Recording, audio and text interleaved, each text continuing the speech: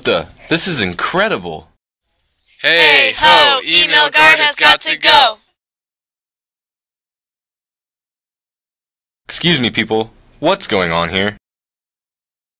I tried to get them to stop their obnoxious behavior before you got here, but they wouldn't listen. Traitors.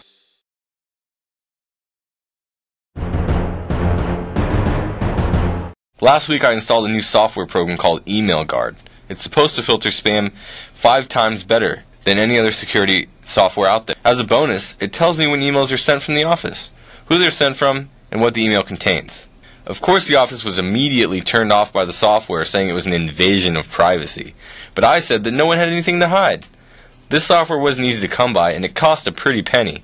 It's said to be used by the CIA, so I figure if it's good top secret agents, then it's good enough for us. Give me that! In case you've all forgotten because you're too busy with your shenanigans, we have a very important client, Mr. Hemingway, coming in today to discuss his case. So can everyone please put down their signs and lower your chants to inside voices and step back into the office? We're not going back into that communistic office until you take down Email Guard.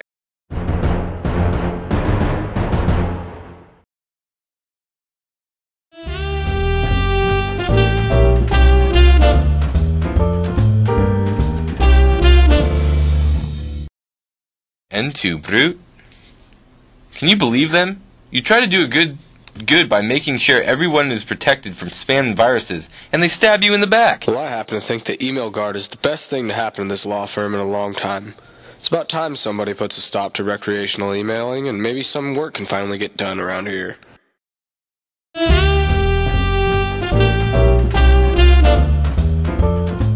I fully support Email Guard. Do I care if my emails are monitored? No. And neither should anyone else in this law firm. No one should have anything to hide if they're doing work. Just last week, I saw Karen emailing a friend about a new recipe for brownies to try. I say it's about time people start doing what they're getting paid for. And maybe with hard work, they can strive to achieve a level of skill almost as good as mine. You know what? Mr. Hemingway is coming in this afternoon. I am not going to let them have their way because they feel like their privacy isn't being invaded. They think they're irreplaceable. Well, they're wrong. I'll have new office staff by noon.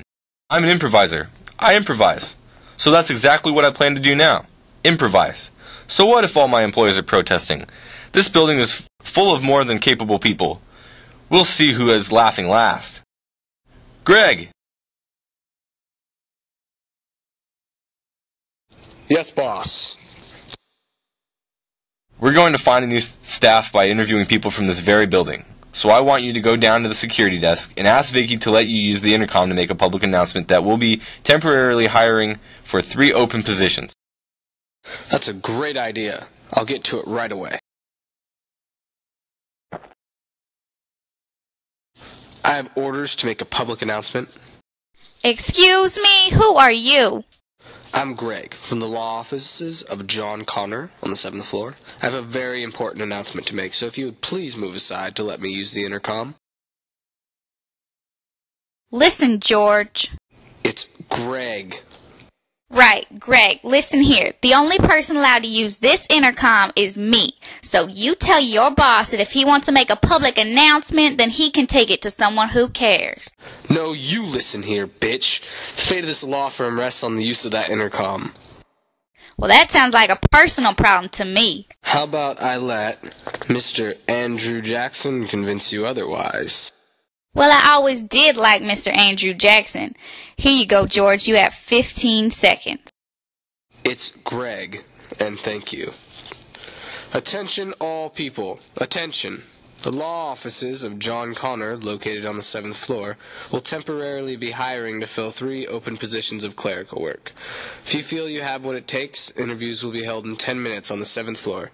I repeat, interviews, 10 minutes, 7th floor. Did you guys hear what John did? He put out an announcement that said that he was temporarily hiring for 3 positions.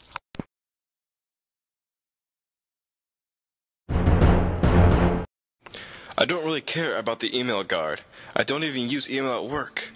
To be honest, someone said we will be missing work and getting paid for this protest, so I jumped on the opportunity. I have 3 hungry teenage boys to feed at home. I'm getting paid today, and that's all that really matters. I am an American, born and raised. Well, not born, because I was born in Jamaica, but raised an American. And I know my rights, and I know what John is doing is illegal. Checking our emails as if we were terrorists. Who does he think he is? Do I look like a terrorist? Besides, if we let him get away with this now, who knows what else he'll do? We could come into work one day and be patted down. And I, for one, don't like to be frisked on Monday mornings. Great turnout. Thank you everyone for coming. As you know, I will be hiring for 3 temporary positions. So unfortunately, that means that one of you will not make the cut. However, that does mean that you are any less of a person and wish the best of luck in the future endeavors. Can I start by getting each of your names? Let's start with you, young man. You're going to have to speak up. My hearing's not as good as it used to be. Can I get your name? I'm hard of hearing, not stupid. The name is Roger Tully. And how about yours, amigo? Mi name is not amigo, it's Jose. Thank you, Jose. And your name is?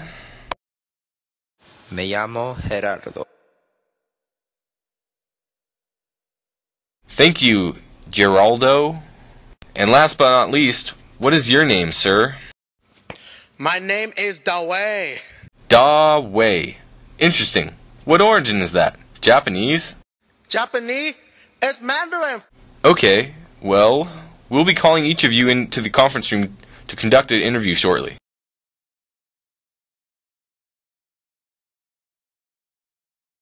Hi, Roger. We just want to start with a few simple questions. Why do you think we should hire you? You're going to have to speak up. My hearing's not as good as it used to be. Why do you think we should hire you?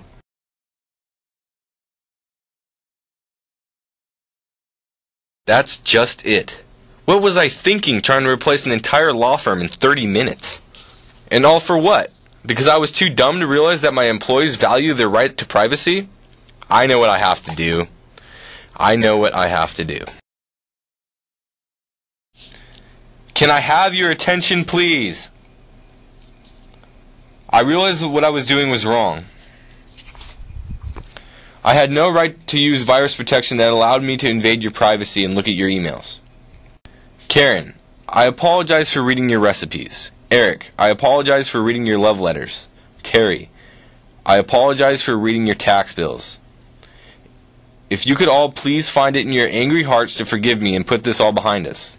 Email guard is coming down this afternoon. You promise to never invade our privacy like this again? And I promise to never invade your privacy again. This law firm was founded on a relationship of trust, and I broke that trust. I shouldn't have looked at all your emails. They're private. Well, I think we have all learned a very important lesson today. This nation was founded on the right to privacy, and by God, do we like our privacy. Also, a dictatorship does not work in a democratic environment. Unless you're Mussolini, he did a pretty good job at it. Damn it! I got a virus!